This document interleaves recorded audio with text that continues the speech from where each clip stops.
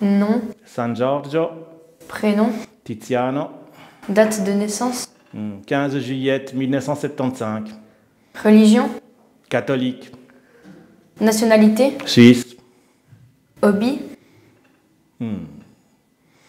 euh, les petits trains, modélisme ferroviaire, jardinage, et, cuisine. et vice caché. Je dois vraiment les dire. Je bois un peu trop.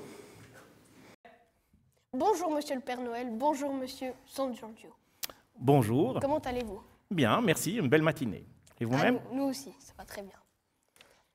Alors, on va commencer par des micro-questions.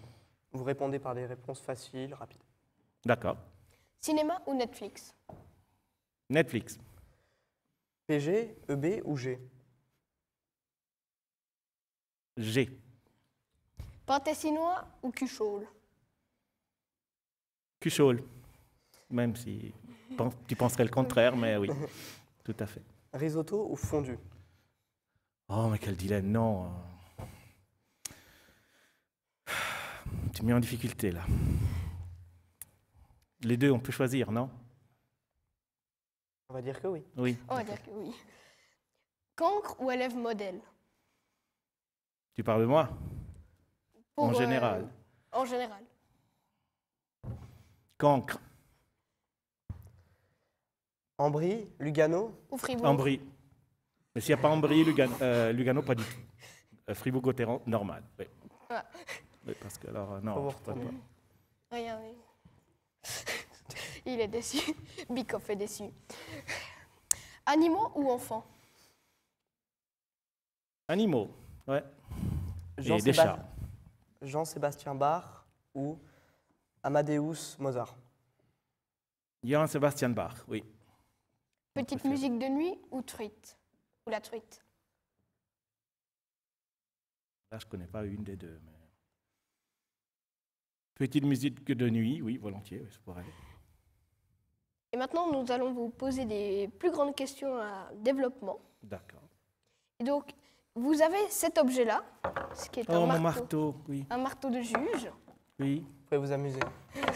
oui. Et pourquoi avez-vous ce marteau de juge en classe, alors que vous êtes prof? Vous êtes Et, un juge. Non, pas du tout. Alors pourquoi ce marteau? Je ne bats même pas les enchères, non, non, rien du tout. Mais c'était pour faire taire les élèves. Je trouvais que c'était un système qui pouvait fonctionner. Et ça marche bien?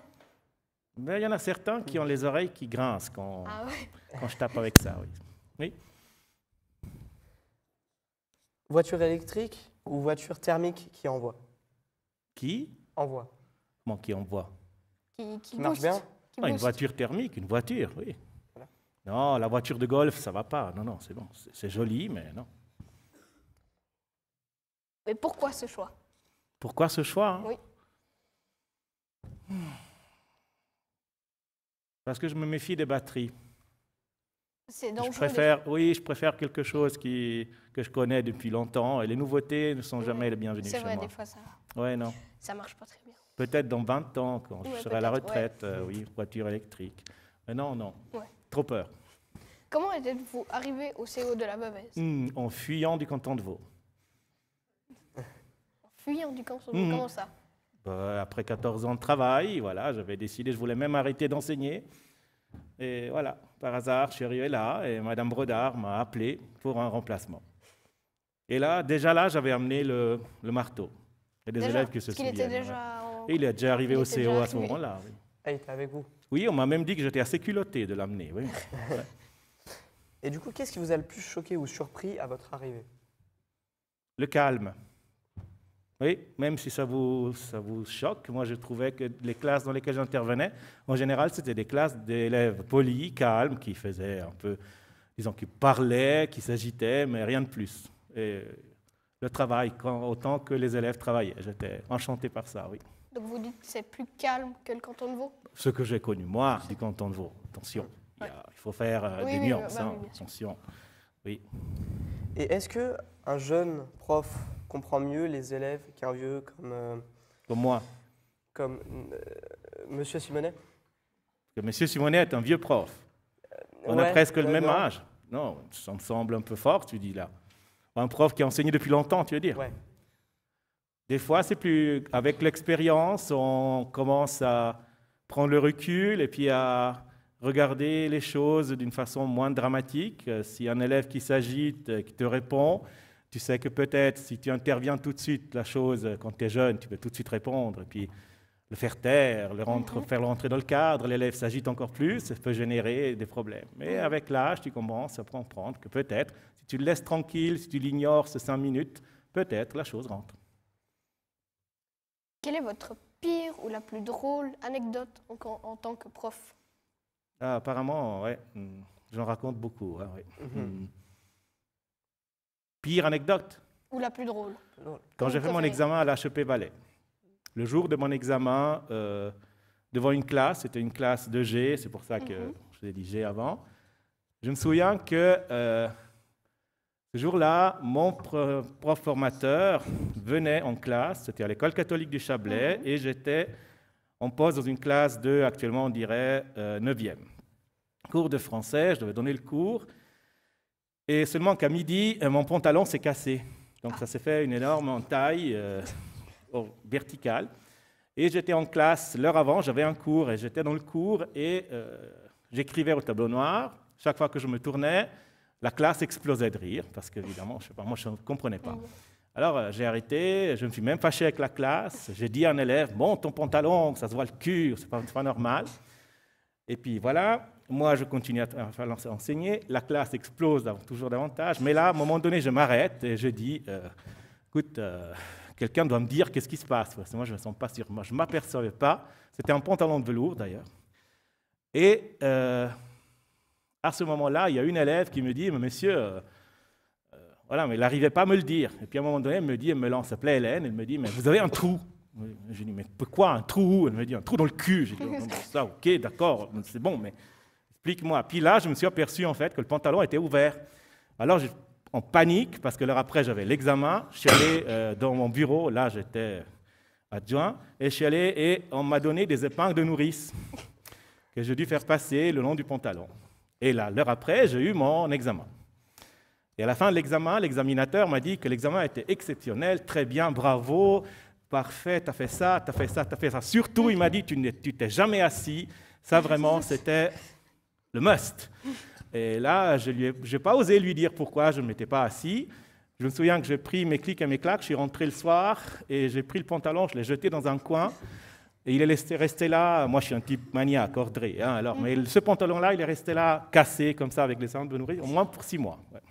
C'était un mal pour un bien, au final. C'est un mal pour un bien, mais bon, franchement, il faut imaginer ce que ça veut dire. Oui. Et pourquoi avez-vous quitté le canton de Vaud pour venir étudier à Fribourg? Le canton de Vaud, étudier à Fribourg. Pourquoi avez-vous quitté le canton de Vaud? Mais ça, c'est professionnel. Mais avant, étudier à Fribourg, enseigner à Fribourg. Ou étudier quand j'ai fait mes études. Enseigner. On va dire. Ah, bon, enseigner, j'ai quitté le canton de Vaud parce que j'en avais marre, je te dis, je voulais arrêter d'enseigner. C'était une ambiance que je n'aimais pas, et voilà, ça peut arriver dans la vie qu'on se retrouve dans des situations qu'on a envie de changer, on a envie de modifier. Donc voilà, on avait l'impression d'avoir donné le maximum qu'on pouvait, et puis on change. Pourquoi avez-vous déjà envisagé de quitter la Suisse? Oui, une fois. C'est pour aller où? Alors, c'était pour aller au Canada. Mais j'étais jeune, j'avais 25 ans, l'idée était d'établir au Canada, j'aurais toujours voulu. Et aussi parce que je connaissais ce pays par l'histoire, je suis un historien, moi je suis passionné pour ça. Mais bon, après tu te rends compte qu'il faut faire la part des choses, et voilà. C'était pas trop possible? Non, il y avait des possibilités, mais au bout d'un moment, je ne suis pas quelqu'un qui aime changer du tout au tout. J'ai compris que dans la vie, il faut changer des choses une à la fois et pas toutes ensemble. Voilà. Okay. Alors, un camarade de notre équipe vous a écouté pendant cette interview et il va vous dresser un portrait sur vous. Sur l'interview. Sur l'interview. Donc nous, on vous laisse, on ne revient pas malheureusement. D'accord. On rester, mais on peut pas. On vous laisse. D'accord, merci beaucoup. Au revoir et merci pour vos questions. Merci.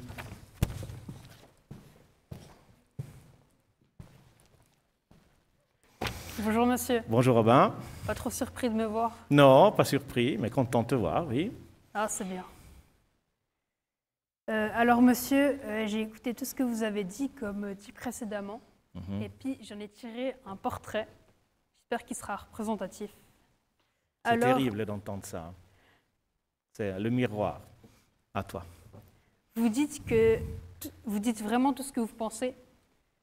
Par exemple, vous préférez léger, etc. Vous êtes très franc. Hein. Que je préfère léger. Ouais. Mais moi, je préfère aussi les classes de EB, j'aime bien. Hein. Moi, je peux t'assurer que les classes de EB, c'est des classes dans lesquelles les choses fonctionnent peut-être différemment par rapport à OG ou au PG. Mais avec ces élèves-là, j'aime garder un lien, un souvenir. Ils m'ont apporté beaucoup, il faut s'imaginer ça. Moi, j'ai juste dit G pour ça, parce que c'était Oui, j'imagine. moyen terme. Vous n'aimez pas les choses nouveaux? Non, je suis un peu un ours polaire. Moi, j'aime pas les choses qui changent. Ouais, c'est vrai. C'est peut-être pour ça que le jour où votre pantalon il a craqué, qu'il était un peu trop Et vieux. voilà, c'était trop. Malgré les difficultés lors de votre rencontre, lorsque votre formateur il était en classe et qu'il vous évaluait, Mhm. il vous a évalué, vous avez rencontré des difficultés, mais il ne s'est pas rendu compte de qui l'engageait et quelle arnaque c'était. Ben, lui, il ne m'a pas engagé, là, non? C'est juste qu'il m'a fait passer l'examen, voilà. Vous avez fait votre scolarité en allemand. Est-ce que c'était vraiment plus dur qu'en français? Ma scolarité, je l'ai faite en allemand la dernière année à Coire, à la Kantonsschule. C'était dur au niveau de de se retrouver italophone dans un canton, les Grisons, qui est le mien par ma mère, mais dont je ne parlais pas la langue vraiment, et puis c'était dur, ça oui. Oui, Vous étiez un Sentiment bon de ou un mauvais solitude. élève au collège. Ouais, lors de votre scolarité en allemand. Ou alors l'allemand, ça vous Moyen, a vraiment mauvais. freiné? Moyen. Je n'étais pas le premier de la classe. Euh, Ah oui, sauf en histoire, oui. Parce que En les histoire. notes autour de moi j'ai fait 6, et autour de moi, les notes faisaient 6, 5,5, 5, 4,5, voilà. Mais- C'est pour ça que vous enseignez l'histoire et que Oui. vous aimiez particulièrement cette matière. Oui, Vous vouliez aller au Canada, mais finalement, vous vous êtes rendu compte que le sirop d'érable, tout ça, c'était pas fait pour vous. non, si, ça j'adore, hein. Il ne faut pas s'imaginer ça. Non, non. Tarte au sucre, sirop d'érable, tout ce qu'il faut, oui. Vous aimez bien manger. Oui, Mon résumé de tout ça touche à sa fin. oui. J'espère qu'il a été très représentatif, que je n'ai pas trop dit de choses méchantes sur vous. Non, merci beaucoup. Très gentil. Au revoir. Merci Robin, bonne journée.